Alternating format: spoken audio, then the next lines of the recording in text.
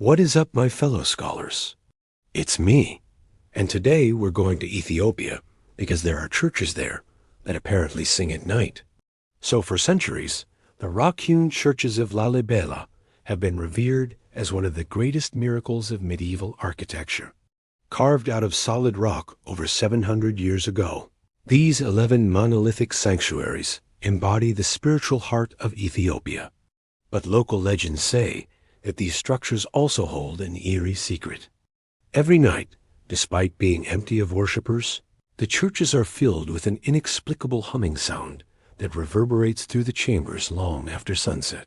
This phenomenon has been passed down through generations, but no one really knows what it means or where it comes from. Determined to uncover the truth behind the midnight hum, a European researcher embarked on a perilous journey to the Ethiopian highlands. Armed with cutting-edge recording equipment, he braved treacherous terrain and ancient taboos to spend the night in the church.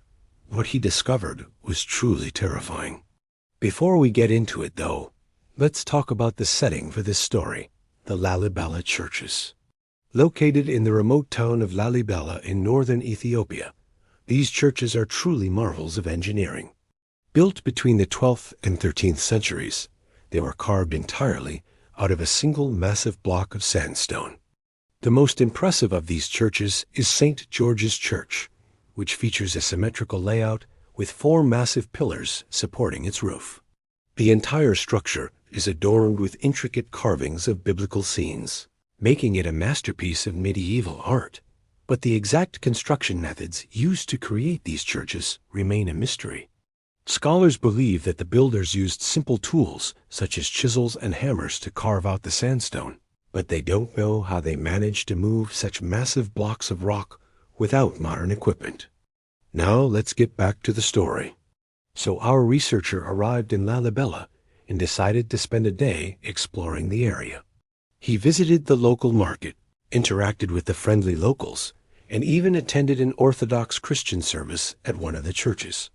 But he kept hearing strange noises throughout his visit. At first, he dismissed them as just part of the bustling atmosphere of a religious town. But then he started noticing that the humming sound seemed to follow him everywhere he went.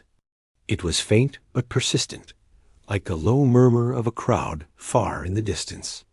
As dusk began to settle and the town prepared for bed, he noticed that the sound seemed to grow louder. As if sensing the impending darkness, he retreated to his room at the local monastery and tried to rest. But sleep eluded him. The rhythmic humming now sounded like a chorus of whispers, echoing in his very bones. Unable to bear it any longer, he grabbed his recording equipment and rushed back to the church. In the flickering light of his headlamp, he saw that the church was empty. No worshippers had remained inside. He set up his equipment and waited patiently in the growing darkness, until suddenly the humming grew into a deafening roar. It vibrated through the floor, shook the ancient walls, and echoed through the vaulted ceilings. He recorded everything. As dawn approached, the noise slowly faded away until silence filled the church once more. He sat there contemplating the strange experience, wondering if he had imagined it all. But then he remembered the recording device. Clutching it in his hand, he raced back to his room at the monastery and quickly downloaded the recordings onto his laptop. As the audio played back, he heard the low murmur again. But as it grew louder, he realized with a jolt that it wasn't just a murmur. It was a chant, an ancient chant in a language he didn't recognize. He showed the recording to a local priest who listened intently. His face drained of color. He broke the silence. "You have recorded the forbidden sound," he whispered, his voice trembling. "It's the song of the Lalibela, a haunting melody that drives men insane." He explained that the Lalibela were ancient spirits that inhabited the mountains around Lalibela. They were known for possessing people and driving them to do unspeakable things. According to legend, the spirits were so powerful that even the mighty King Lalibela himself had been driven mad by them. He commissioned the construction of the churches in an attempt to appease the spirits, but it only made them angrier. As the researcher listened to the priest's tale, He couldn't help but feel a sense of dread. He had stumbled upon something he wasn't meant to, something that could cost him his sanity. But his curiosity was piqued. He wanted to know more. Determined to learn the truth, he took his research to the next level. He reached out to experts in Ethiopian history and folklore, hoping they could shed light on the mysterious chant. One of them, a professor of Ethiopian studies, listened intently to the audio clip. After a long pause, he spoke. "This is no ordinary chant," he said gravely. "It's an ancient liturgical language called Ge'ez, and the words are, 'He is not sleeping anymore.'" He explained that Ge'ez was the language of the Ethiopian Orthodox Church, and that it was used in ancient incantations and rituals. But why would an ancient chant be recorded in a modern church? And what did it mean? The researcher found himself deeper in the mystery than ever before. He continued his investigation, poring over ancient texts and consulting with local experts. He learned that the Lalibela churches were built over ancient burial grounds, which may have been the source of the strange activity. But he couldn't shake the feeling that there was more to it than that. As weeks turned into months, the obsession consumed him. He revisited the churches, hoping to capture the humming sound again. But it was in vain.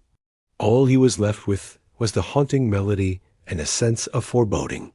Then one night, while listening to the recording, he heard a scratching sound in the background. At first, he thought it was just a flaw in the recording, but then it happened again. Someone or something was scratching at the surface of his laptop, as if trying to get out. Terrified, he slammed the laptop shut, but the scratching continued. It sounded like fingernails on glass. He tried to ignore it, but the sound grew louder and more insistent. Then it stopped. He cautiously opened the laptop, and the screen was filled with cryptic symbols and letters. Before he could react, the room plunged into darkness, and the power went out. Panicked, he stumbled around in the pitch-black room, desperately trying to find his phone. When he finally located it and turned on the flashlight, he noticed a small scratch on the laptop that wasn't there before. And when he looked up, he saw something that made his blood run cold. Standing in the corner of the room was a shadowy figure, its eyes glowing in the darkness like embers in a dying fire. It seemed to be beckoning him with a finger. He screamed, but the sound was cut short as the figure lunged towards him. In the struggle that ensued, the phone flew out of his hand, and the light went out again. When it came back on, the figure was gone, and so was his phone. The last thing he remembered was the sound of maniacal laughter echoing through the room. The next morning, the caretaker of the monastery found the researcher's body in the courtyard, lifeless and contorted in a strange position. The police investigation revealed nothing. Foul play was ruled out, and the case was closed. But the mystery didn't end there. To this day, strange voices can be heard answering the researcher's phone calls, but they seem to come from different parts of Ethiopia, sometimes even from Lalibela itself. Locals believe that the researcher's soul is trapped between the physical world and the spirit world, forever tormented by the Lalibela. And as for the humming sound, it continues to echo through the ancient churches at night, a haunting reminder of the secrets that lie beneath the surface of the world we know. So what do you think? Does this remind you of anything? Do you think the researcher got more than he bargained for? Let me know in the comments below. Also, don't forget to hit that subscribe button so you don't miss out on any future stories. Thanks for watching, and I'll see you next time.